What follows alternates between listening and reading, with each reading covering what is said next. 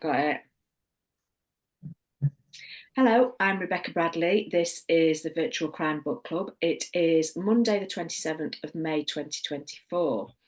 Today we will discuss None of This Is True by Lisa Jewell.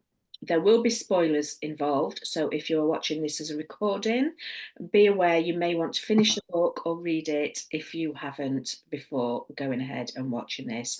We will also discuss Vera Wong's Unsolicited Advice for Murderers by Josie Sutanto, because we read that book before we took a break, and as a group we haven't been able to discuss it, so we're going to give that 10-15 minutes first. Again, spoilers may be involved in that discussion, so if you're watching this as a recording, just be aware of that. There are two books and potentially two lots of spoilers. Thank you again, everyone, for sticking with the book club. It's really good to see everyone. So we will do Vera Wong first. We'll give it about 10-15 minutes and then move on to the book that we have read this month. So has everybody here, apart from Verena, read Vera Wong? Yes. Okay. What did you think? My emails said people were disappointed not to discuss the book. So is that because you enjoyed it? Yes. I've enjoyed it. I thought it was funny. She was a great character. And it was a nice, it's a different type of book than the ones that we usually read. So yeah, it was fun. And yeah, I enjoyed especially the characters and all the twists, the turns and twists. It was good. Yeah. Which of the characters, because there were a few in there, it was an ensemble as well as Vera, who did you enjoy reading the most?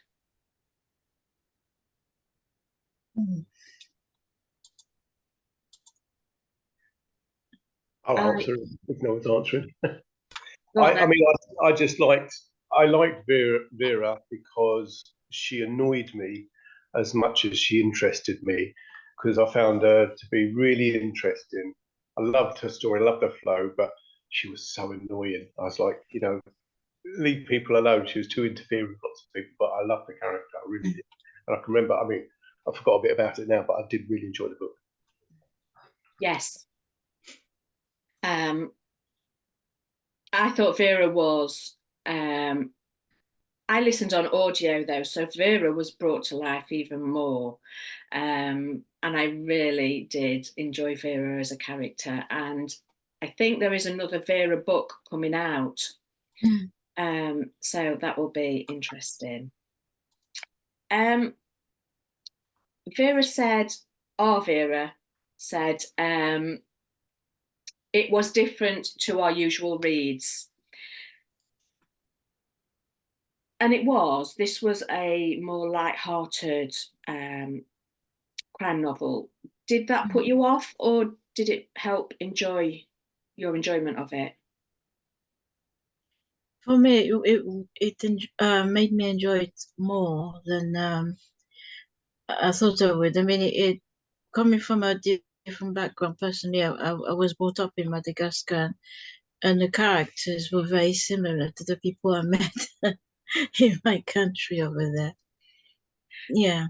The insight was lovely. I really enjoyed it. At the same time, as it does in some of the characters, it does bring fear into your life, because the elders always meddling with your life is just, yeah. Yes, it was a great ensemble book. Did you enjoy the book for what it was, or were you trying to solve the crime with Vera as you might with any other crime book? Personally, I enjoyed the book for what it was, rather than the crime. It just, as Craig said, it just made me laugh. I have binged her since reading that book. I've read all three of the Dial A for Auntie novels and a couple of her other standalone books, and she has a very light and very funny style, and that's just me all over, and I just really enjoyed the book. Yes, I think Jessie is like that herself. I follow her on Instagram, and she's that light touch you mention and funny. I think that is Jessie's voice, because that is Jessie. Did anybody try and figure out who'd done it? I think I tried. I don't remember if I got it right or not. But it was, for me, it was more about the characters and the humor in the book.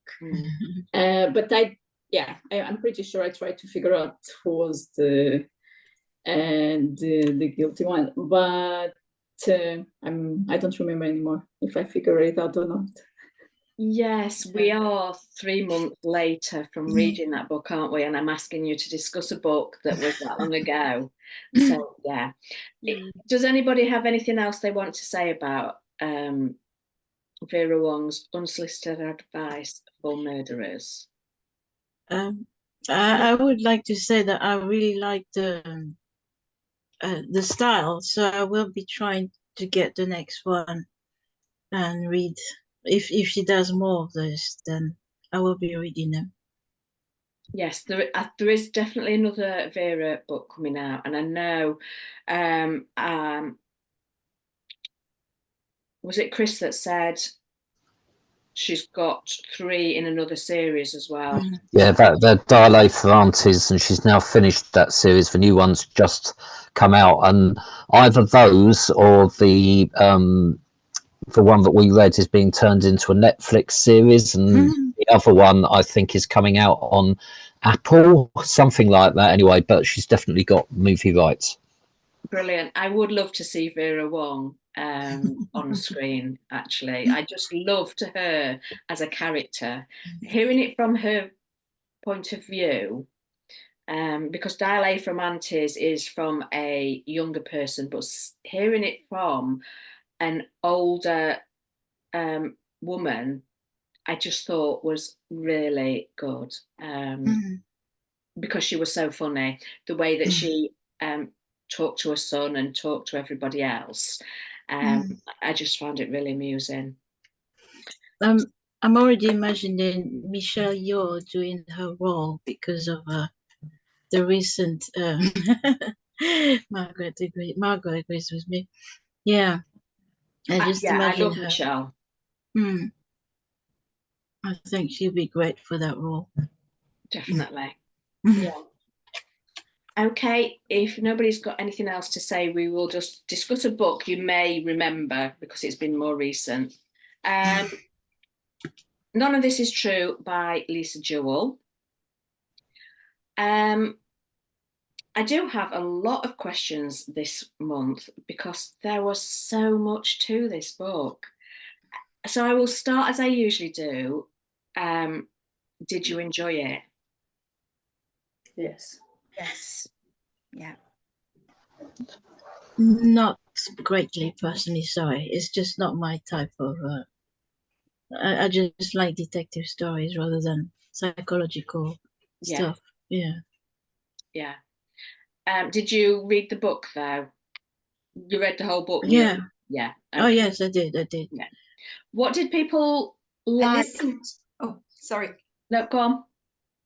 I listened to the audio, and that was really great. The characters who read this, the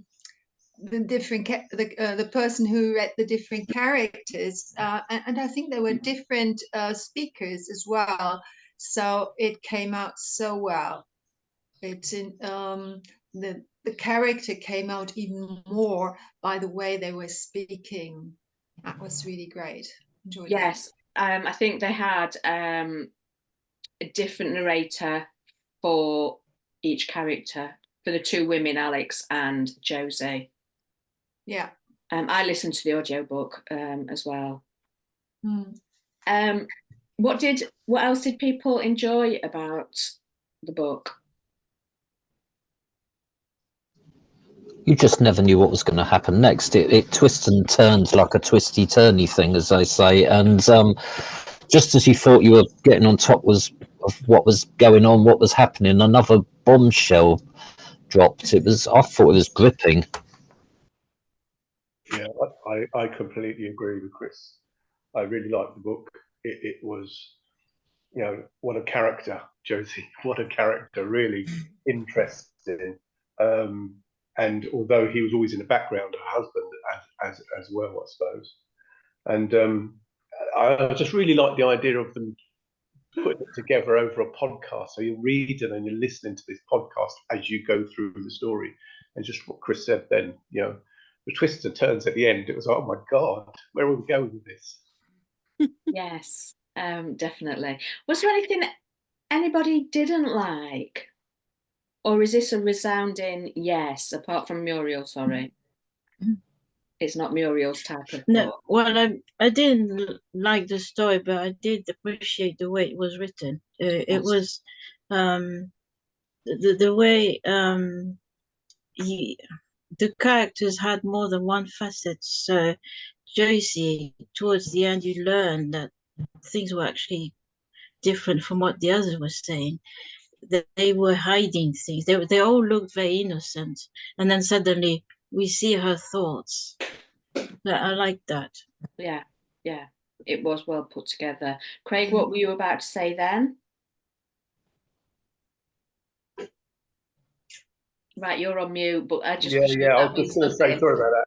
I was just agreeing, really. You know, it was so interesting. My favourite character was Josie, although, you know, whether you know, the end of it, that little twist at the end of it, sort of thing. Where are we with that? Sort of. Yeah, really great character. Okay. First of all, before we go into the rest of the questions, the first one has to be, how did the title influence your reading? None of this is true is a pretty out there title when you're about to read a story. Funnily enough, sorry, I didn't even think of the title. I just plowed through the book.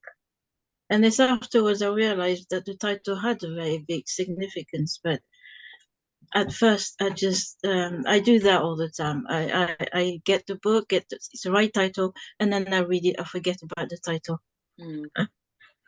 Yeah.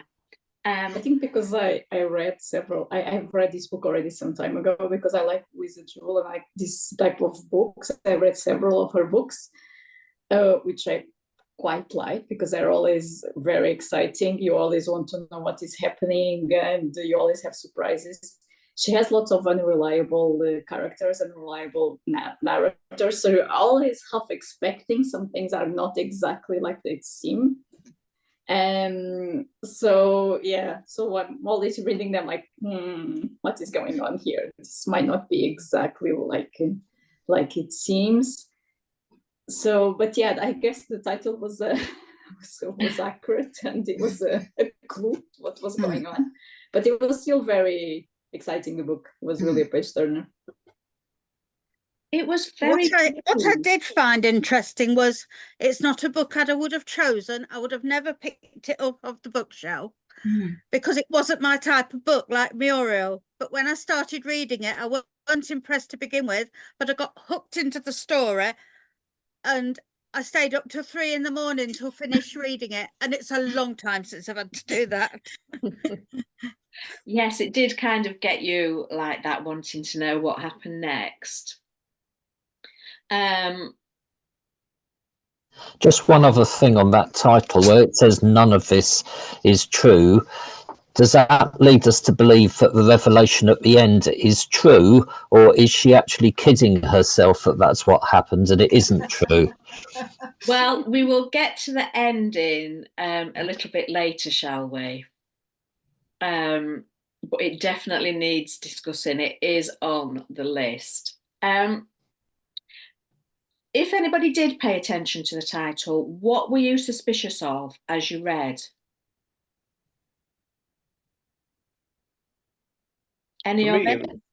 Yeah. For me, it was the journey and all the revelations that Josie just kept coming out with. Because I mean, I use a Kindle. Every time I turn the Kindle on, the type flashes into your face before it drops to the page. And so it was constantly reminding me of the title and then what I was reading. But at points I did think, what did I mean? Where is this? Where is this? Where is the truth, basically? And who's telling the truth? Is Josie telling the truth? And is everything else surrounding it? And even towards the end, I started thinking maybe it's all been made up for the podcast to make it more interesting. So I was really confused, or you know, enjoyably following the story and trying to find out what's going on and who was telling the truth, if it was told at all, really. How much did your opinions change as new and more information was released as you kept reading? Because there was always something new coming at you as a reader. As Dawn said, she stayed up till 3 o'clock. It's been a while since I've done that as well. So there was always new information coming to us as readers. How much did your opinion sway?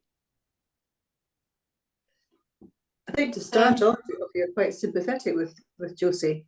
But as the story went on, you became less and less sympathetic about her. Just couldn't quite believe what she was saying half the time. Yes, I agree. What were you going to say, Verena? Yeah, at the beginning, I didn't question what she said so much, but I think that had also to do with Alix, because Alix seemed to give us different ideas about how she sees Josie, how she sees her husband. And she has this opinion that the husband is a pedophile right from the beginning. And so she judges him quite early, and it directs you into a certain interpretation. And then they meet up at this dinner, and then you ask yourself, who is telling the truth? Is the husband not such a bad man, or is Josie saying things that are not okay? I think at that point I started to question everything when he came into the picture. Yes, at the dinner party, she'd already lied to, what was her husband called, Walter, by not telling him what her involvement with Alix was actually all about. So yes, I can see why that would happen, that you don't actually know who's telling the truth or who's hiding bits of information and why. So what clues did you pick up on that things weren't quite as they seemed, that Josie was just simply relaying her life?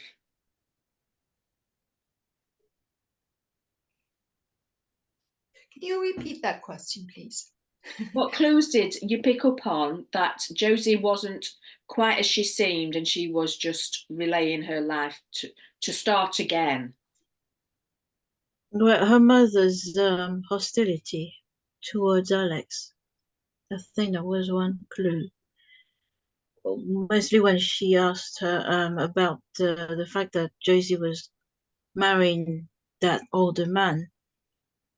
Obviously, Josie hadn't told her the whole thing, and the mother was, "What do you think?"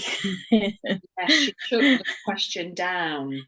Yeah. And we later find out that Josie is being selective with the information she's given. Yeah. What about Alix? How did you feel about her life, her relationship, and also her need to continue with Josie, even though she felt uncomfortable? She still continued the relationship with her. What are your thoughts on Alix? To me, Alix was a kind of stereotype of a middle-class woman. I mean, everything, or the way if you look at the pictures of her and her sisters, for example, all these wealthy, happy, thin people laughing together and going out for a glass of Prosecco. I mean, it's like you see them in Chelsea, you know, going out and in a way not having a worry in the world and empty-headed more or less, like bimbos.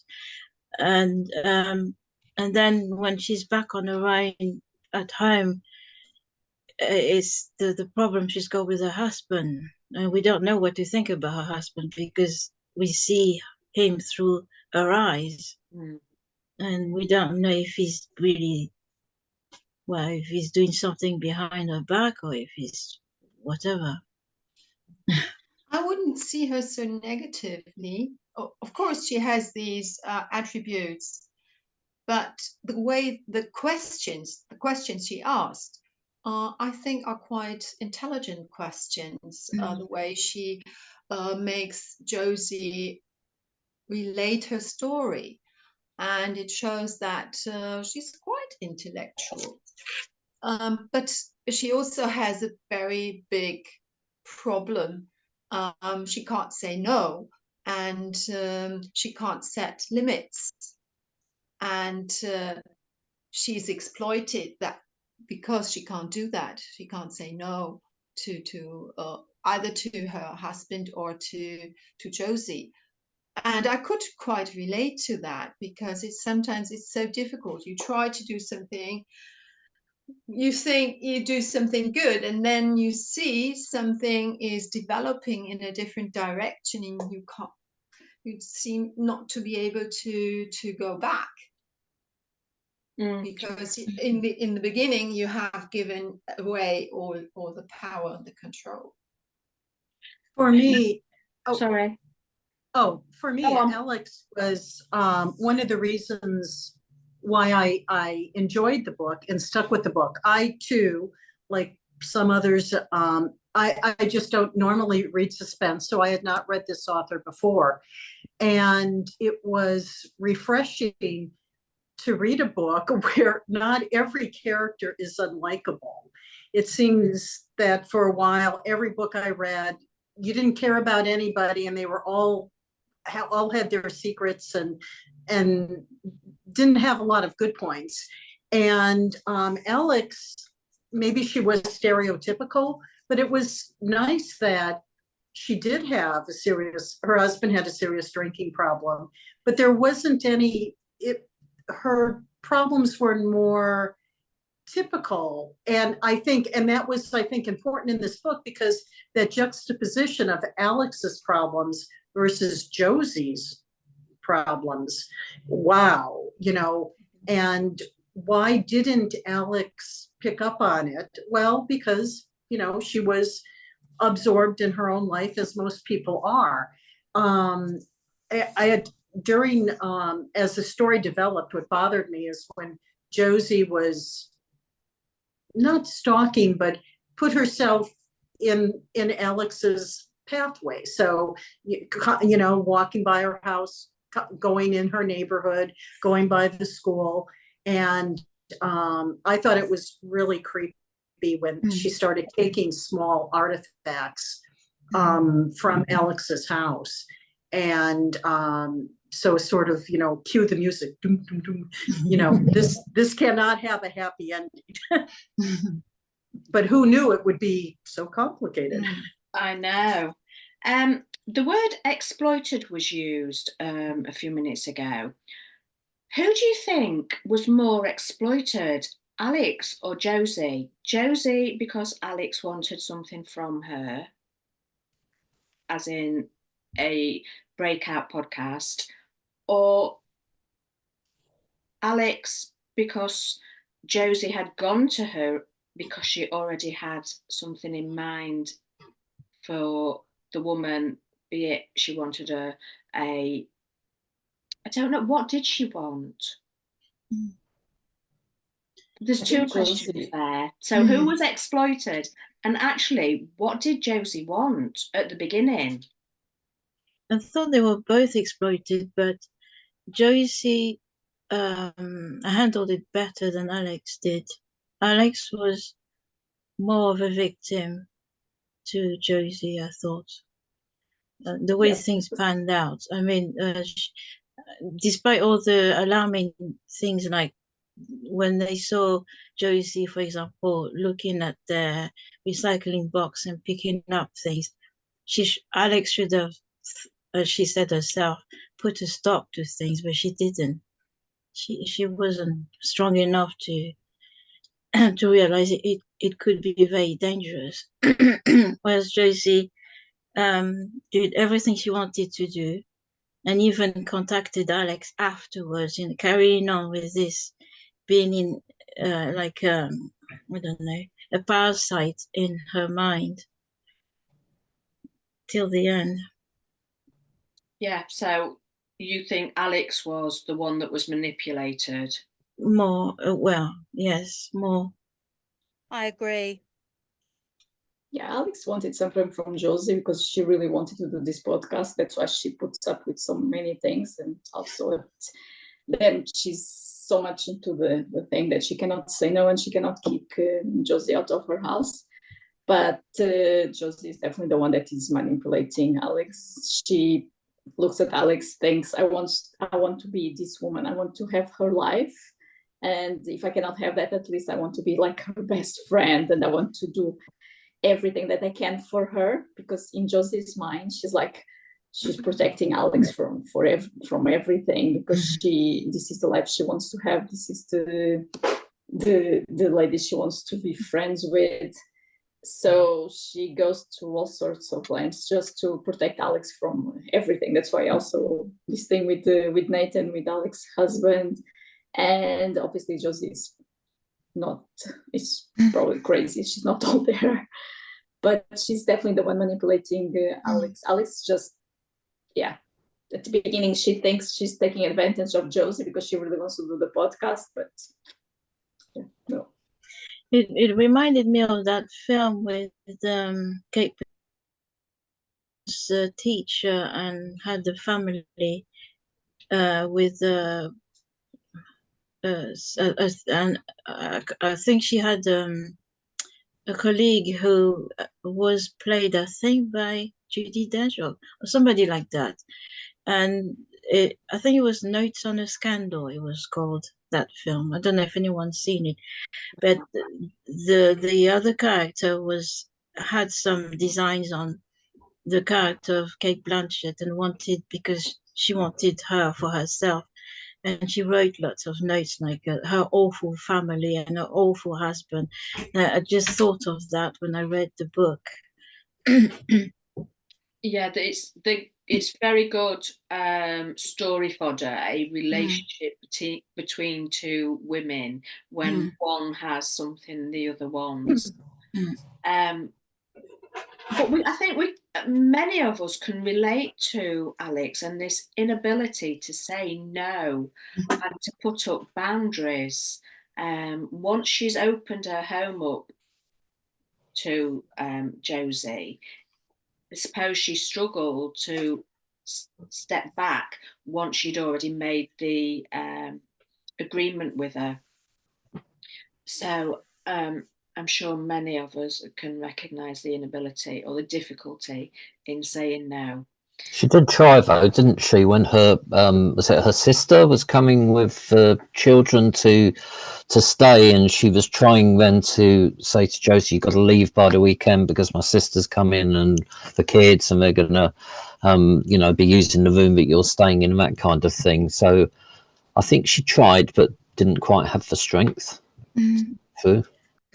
She did, and the trouble is, the weakness is she kept making excuses. When you want something really bad, you just tell the person to go away.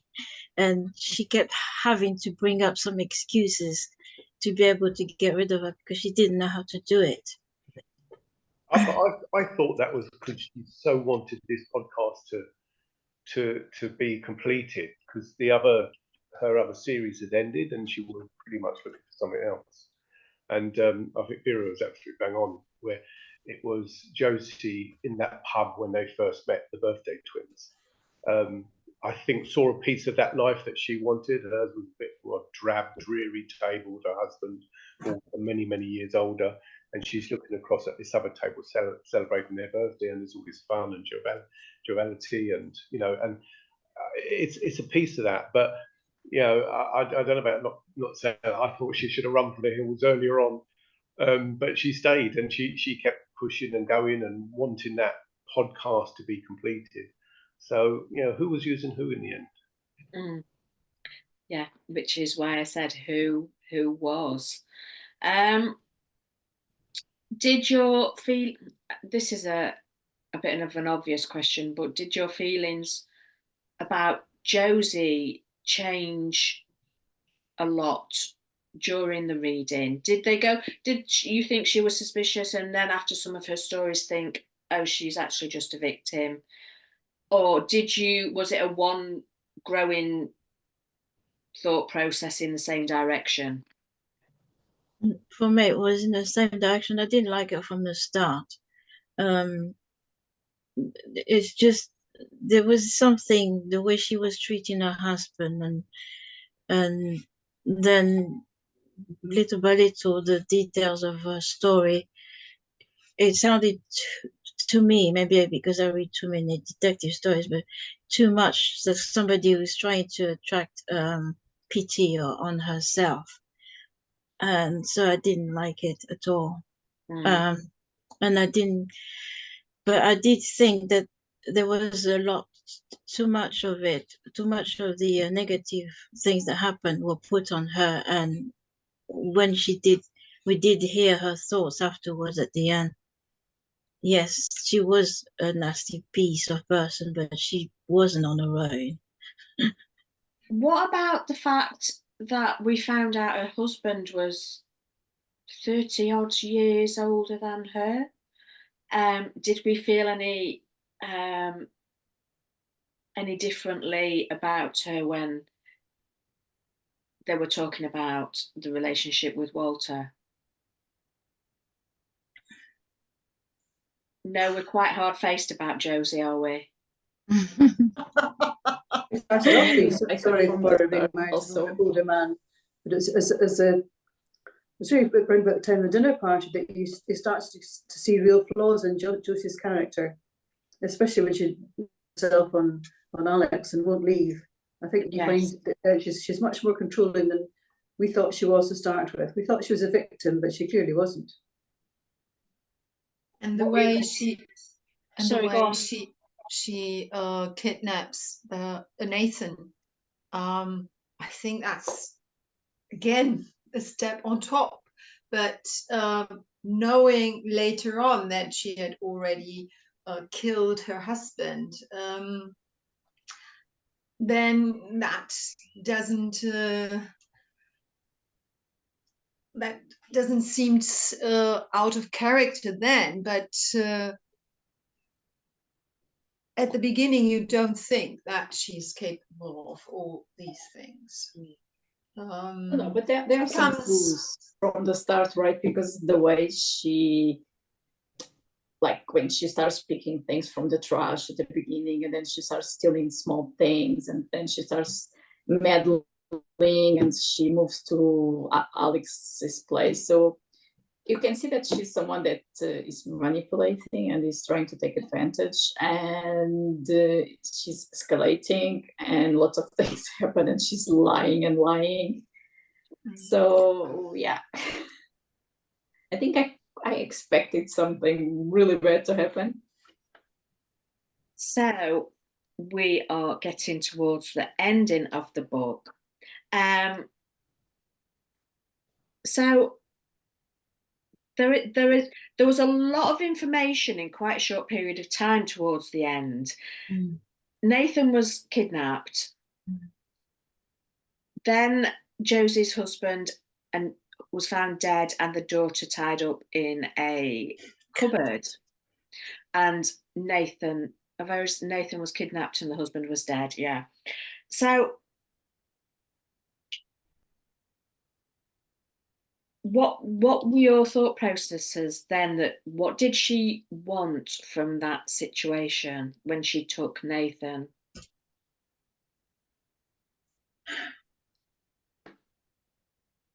No, we just carried on reading.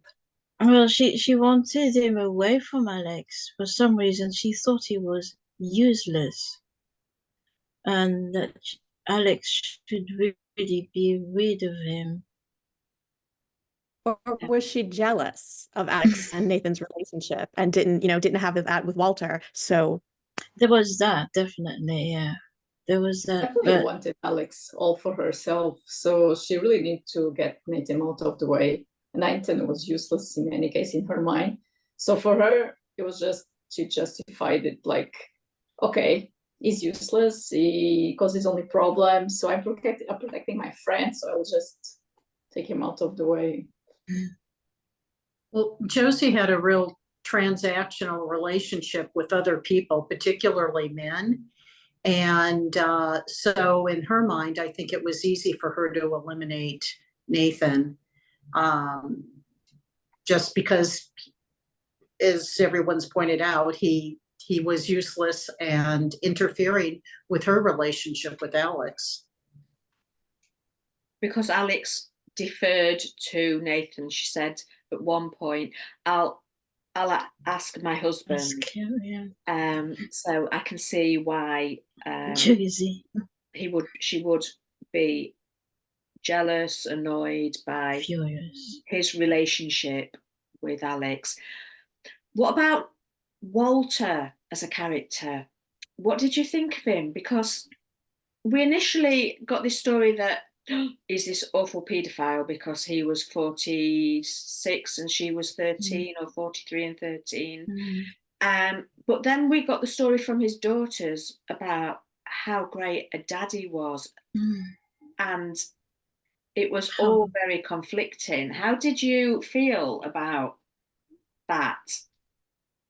Well, I thought the daughter's side was a lot more plausible than what Josie was feeding Alix at the beginning about how she met him and how they met rather and how they got together, because Josie never mentioned the children to Alix, not unless she was forced. And that was strange because whenever she's pictured in her house, she warms up all the baby food for, is it Erin? I can't remember, the one in the computer one. And she always kisses her fingers on the door, so you feel like she really loves her children.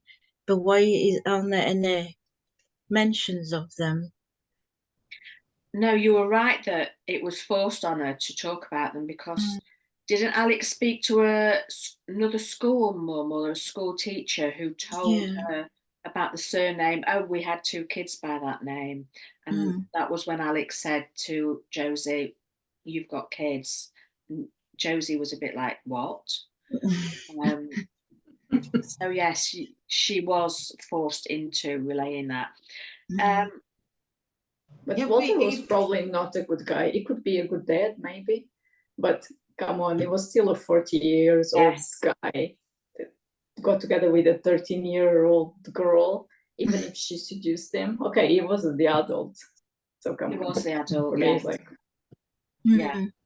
There was no getting around that, but I think they tried to soften. There was an attempt made to soften who he was. But you can't get away from the fact that there's this 30-year age gap, and not just 30 and 60, which is different, but 40 and teenage. So we get to the last scene.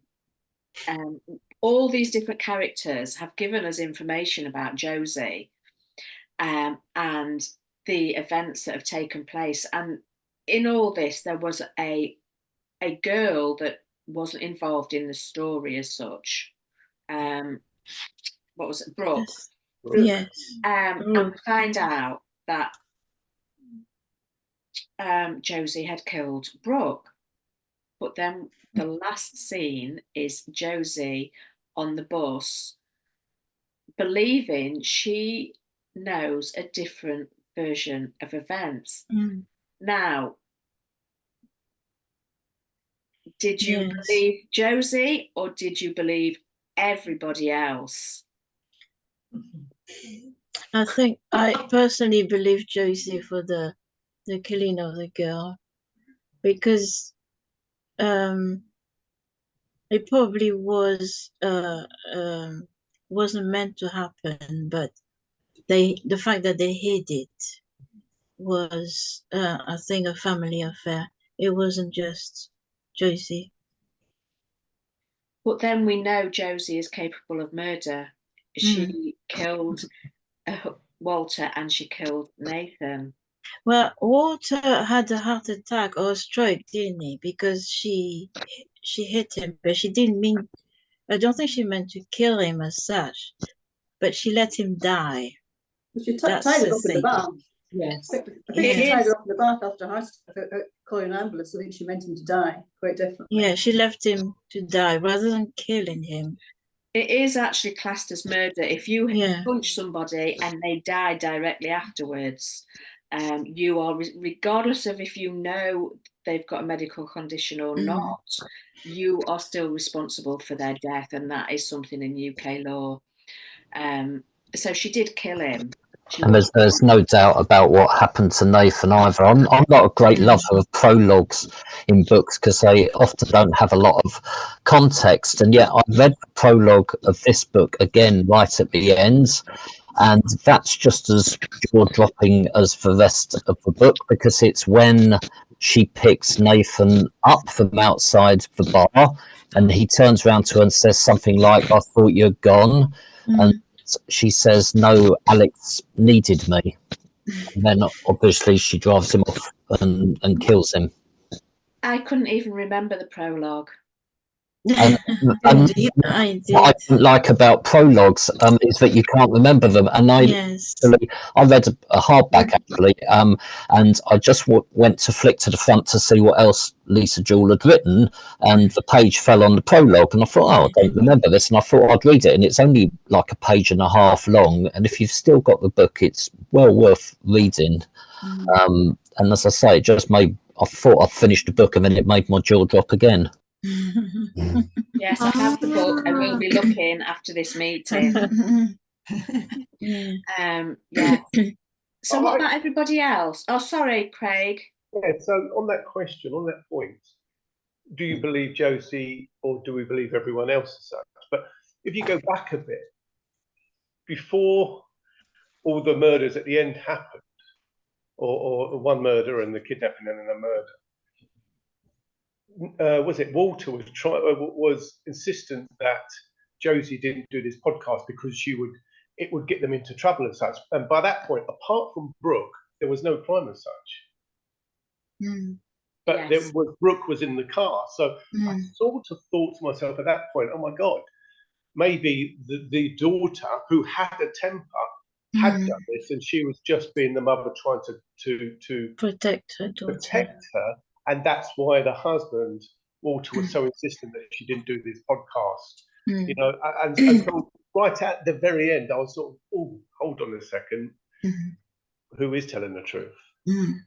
I thought that it was actually the opposite, that the father wanted to protect the daughter and helped conceal the body. I'm not sure exactly who committed that murder or what happened, but and Josie went around and encouraged him to do that because it would have really complicated her life.